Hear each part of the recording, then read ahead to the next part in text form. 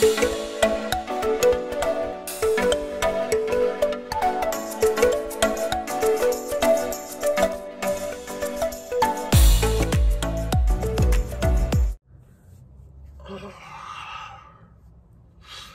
morning guys, and for today's video ako lang mag-isa dahil si Mrs. may trabaho ngayon, pero nandun lang siya sa kabilang kwarto dahil may trabaho nga siya. So ngayon wala akong mapag-isipan kasi ayaw ko naman lumabas na hindi ko kasama si Mrs.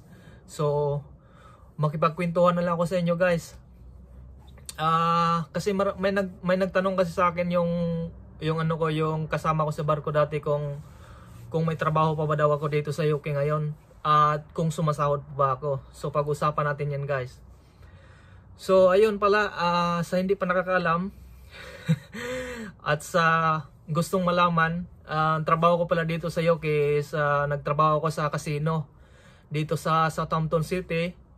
So yung casino na yan malapit lang sa malapit lang sa cruise terminal dito sa UK, one of the biggest the largest cruise ship terminal in the UK. So lahat ng mga seaman dito na nagtatrabaho sa cruise ship, dito sila dumadaong. So halos lahat ng mga kasama ko sa barko dati,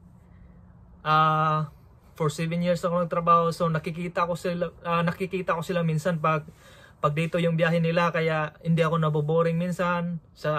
Mag-text lang sila sa akin na, "Oy Rubio, ganyan, dito kami sa Southampton ngayon, wala ka bang trabaho?" Sabi ko, pag wala akong trabaho, dadalhin ko yan sila sa nirintahan namin ito kasi yung ng bahay namin, nirintahan lang namin to. So dinadala ko sila dito, nagluluto ako minsan mga pagkain, tapos pinapakain ko sila, ganyan.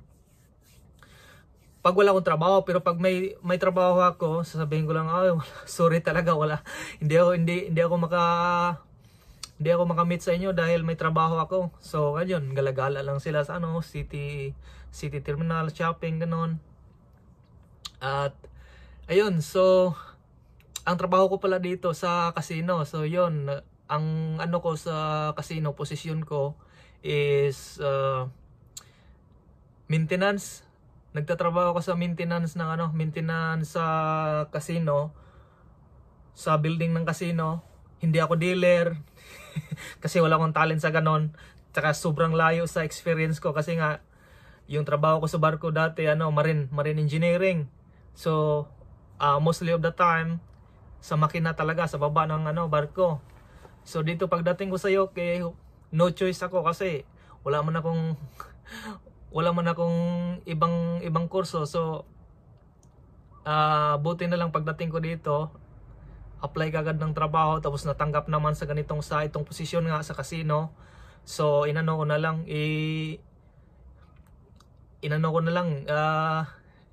ko na lang kasi nag-offer naman sila, tapos walking distance lang kasi yung nirintahan namin itong apartment na to, malapit lang, mga 10 minutes walking from here sa casino. So yun, tinanggap ko na lang yung offer nila kahit medyo mababa naman yung sahod. At least okay na rin yun kasi kailangan ko rin na tumulong sa asawa ko sa renta dito sa itong bahay na to, dahil hindi naman sa amin tong bahay na to, nagre-renta lang kami monthly. So kailangan kong humanap ng trabaho kaagad kasi pagdating ko dito sa UK, wala. Binubuhay niya yung asawa ko lahat, gumagasto sa pagkain namin, pamasahe, renta. So sabi ko sa isip ko, pagdating ko ng UK dapat hanap kagad ako ng trabaho. So yun, after one week ko sa UK, start kagad ako ng trabaho, pero hindi talaga related sa sa kurso, kasi yung kurso ko marine engineer. Yung trabaho na inanuhan ko ngayon sa casino, building maintenance. So ang trabaho ng building maintenance, mentora ako sa casino. Pag may sira ng mga konti, ginagawa ko mga small carpentry. Tapos may mga leaking ng mga tubo sa mga sink, mga ganon, mga pipe, ako rin gumagawa. Pag malaki na, tumatawag na lang ako ng mga kontraktor. pag malaking trabaho. Pero pag kaya ko naman, ako nang gumagawa. Tapos yung mga alam mo yung ano guys, kung sino man yung nakapunta ng casino, yung mga table, yung gaming table, yung ano, yung mga cloth na yan, lalo na sa mga poker or blackjack table, pag mag-fade na yan ng color ng ano niya, yung ano, yung cloth o ano ba tawag na, tila, kasi mag-fade yan, hindi na ano na, yung iba na yung kulay, so pinapalitan ko yan, tinatanggal ko, tapos palitan ko ng bagong ano, bagong cloth. Yan ang pinakaano ko talaga, yung pinakatrabaho ko halos every week papalitan ko yan, kasi pag maraming customer na nag-iiba na yung kulay. So yun, and every day, minsan pag may barko dito sa Southampton, pupunta minsan yung mga kasama ko, high lang, kasi bawal naman ako magpagkwentuhan talaga ng matagal, kasi pag nagtrabaho ako, hindi masyado ako nagpagkwentuhan sa kanila, kasi yun nga, naglalaro din sila ng ano, mga slots machine, mga ganyan, poker or blackjack, ano pa yung mga games dyan, roulette. So yun, so ngayong ano, yun nga, balik tayo sa kanina na ano, may nagtanong sa akin na kung may trabaho pa ba ako. Sabi ko wala na akong trabaho, wala na. Simula nung lockdown, magto 2 months na ngayon. Pero ang punto ko dito, gusto ko lang i-share sa inyo na sa 2 months na yon hanggang ngayon, ano pa, yung tumatanggap pa rin ako ng sahod, sa awa ng Diyos. Kasi dito sa UK may ano sila, may anong tinatawag nito, yung coronavirus scheme. So yung government magbibigay ng ano, ng pera sa employer, sa casino, tapos yung casino naman direct na ihulog sa ano namin, bank account. So ibig sabihin, kahit wala kaming trabaho, tuloy-tuloy pa rin yung sahod namin every month. So yun lang kagandahan dito, may ayuda. Yung parang alam mo yung ano, yung nag-holiday ka na ano, yung bayad yung holiday mo, parang ganon. Which is very thankful talaga ako na ano, yung sistema dito ayos. Pasalamat rin ako na nakapunta ako dito sa ayos naman talaga din, sakto lang, tamang tama.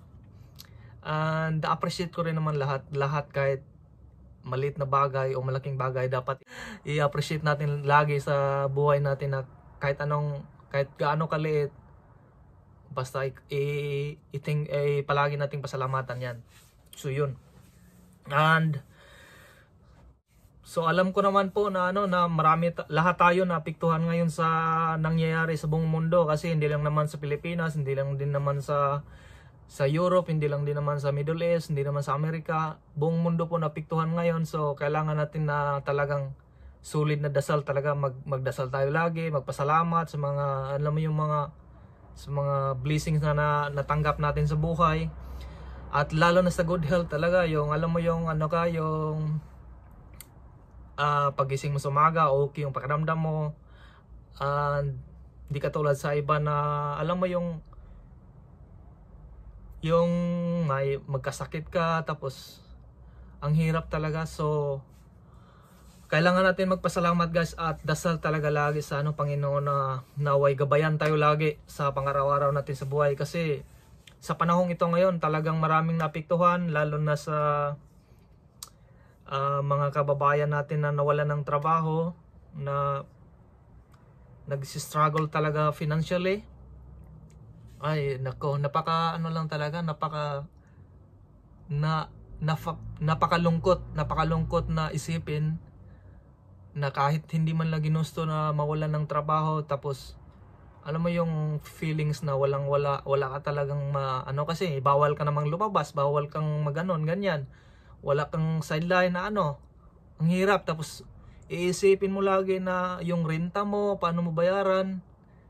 Ay nako, lalo na dyan sa Manila talaga, na ano, mga kababayan natin na nawalan ng trabaho, maging ano talaga, nakakalungkot isipin. Pero yun lang advice ko guys, magdasal tayo at laban lang. Tayo pa kaya mga Pilipino sanay na tayo sa hirap, di ba? Wala tayong yung kahit anong unos pa yan ang dumating sa atin, kaya nating bumangon, di ba? Nagbangyo ka ng Yolanda, nakayanan nating sa amin sa Leyte, mas kami apektado talaga doon sa sa bagyo na yon, Yolanda. Kaya laban lang tayo guys, wala tayong urungan. Walang urungan, laban lang.